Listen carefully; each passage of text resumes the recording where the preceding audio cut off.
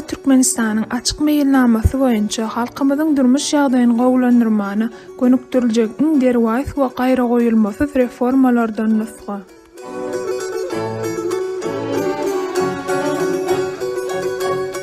Gümrük reformasy, salgat barlygyny we gümrük gullygyny birleşdirmek, gümrük paşlarynyň ýatyrylmagy, import we eksport boýunça mukdar çeklendirilmelerini aýyrmak, gümrük narhlaryny arzanlatmak, haretleriň 90%-ni import etmekde 0%. Diňe käbrowy hojalyk önümleri we gurulşyk materiallary üçin 10% we 5% narh bolmadyk päsgelçilikleri ýatyrmak. EUB, OECD we GDA-nyň milli tehnik talaplaryna deň bolan tehnik ulgularyny ýola goýmak, gümrük ammarynyň ýürüýte remoderne girmeklik usuly, ýeketäk töleg ammar meýdanyny ýygnamakdyr.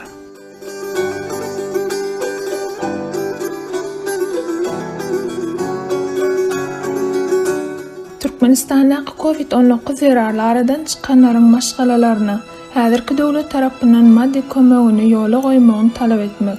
Türkmen hökümeti tarapyndan Covid-19 Türkmenistanyň içinde barlygyny halkara derejesinde tasdiklamagyny talap etmek. Covid-19 zerarly adam etkileriniň gizlilikde saklanan üçin häzirki Türkmen hökümetiniň günäsini resmi taýdan halkara guramalarynyň dikkatyna ýetirmek.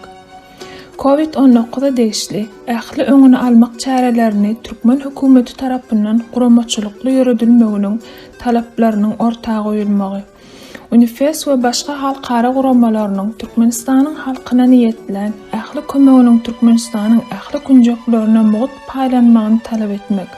Ýokarda agzalanlary belläp geçmek bilen biz Türkmenistanyň halky hemme wajib meseleleri halkara guramalaryna ýazy üstü bilen hasabat berenligimizi nykdap geçýäris.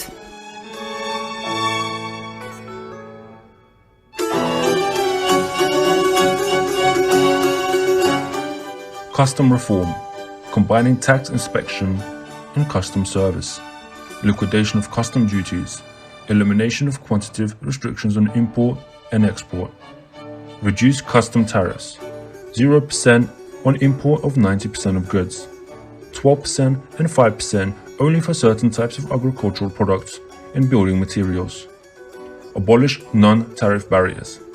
EU, OECD, CIS technical standards equal to national technical requirements. Enter as a special mode of customs warehouse. The only payment is the collection of the warehouse area.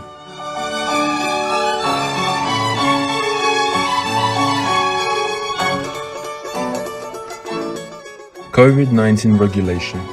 Financial compensation to families, those who lost their lives from COVID-19 in Turkmenistan and for Turkmen citizens abroad. Non-recognition of COVID-19 by Turkmen authorities. Find the Turkmen government guilty for hiding COVID-19 and find the Turkmen government guilty of the deaths of Turkmen citizens of COVID-19. To call on the new establishing Turkmen government to develop new measures against COVID-19 and its aftermath. Equally distribute the help sent in from UNICEF and other international organizations to all regions of Turkmenistan.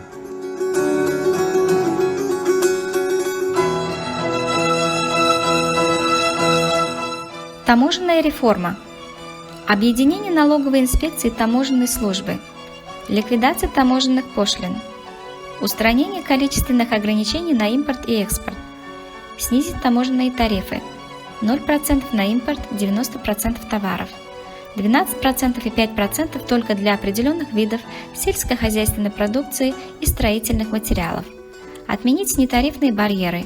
Технические стандарты ЕС, ОЕСCP, СНГ, соответствующие национальным техническим требованиям. Ввести специальный режим таможенного склада, единственная оплата, сбор площади склада.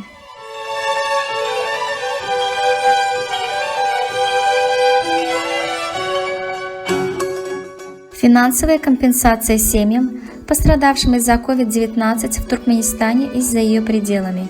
Непризнание COVID-19 властями Туркменистана. Признать виновными правительство Туркменистана за скрытие фактов COVID-19 в стране. Признать правительство Туркменистана виновным в смерти граждан Туркменистана от COVID-19. Призвать правительство Туркменистана для разработки новых мер против COVID-19 и его последствий. Призыв действующего правительства распространять равноправно помощь, полученную от ЮНИСЕФ и других международных организаций по всем регионам Туркменистана.